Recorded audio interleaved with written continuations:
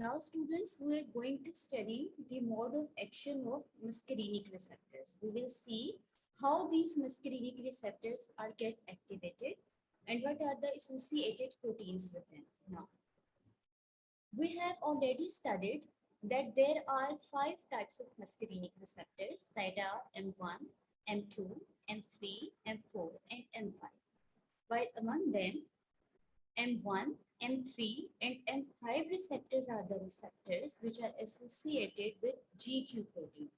That is, whenever there is binding of agonist with these receptors, they will cause the activation of GQ proteins. As a result, there will be activation of phospholipase C. While in case of M2 and M4 receptors, activation of the receptors result in activation of GI protein, that is inhibitory protein.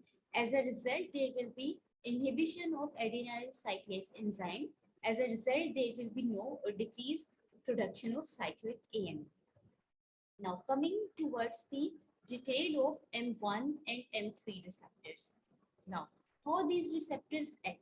Whenever there is activation of these receptors, there is definitely activation of a protein, that is GQ protein. As a result, this protein will ultimately activate the phospholipase C, which is an enzyme. And this phospholipase C will result in production of 2 second messengers. First one is IP3 and second one is DAG. Now, IP3 is inositol 1,4,5-triphosphate and DAG is the diacylglycerol. Now, what IP3 do? IP3 causes the increase in intracellular calcium. As a result, there will be hyperpolarization within the cell, increased secretions and contraction effects. Now, what diacylglycerol will do? It will activate an enzyme, that is protein kinase C. As a result, there will be phosphorylation of the proteins. Now, coming towards the M2 receptors, what is its mode of action?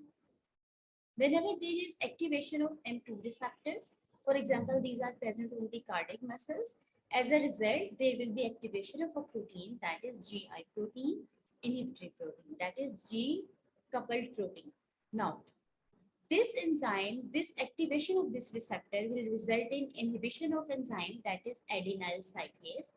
As a result, there will be increase in potassium conductance within the cell and decrease in heart rate and force of contraction of the heart. So, students, this was all about the mode of actions or the ways of action of the muscarinic receptors.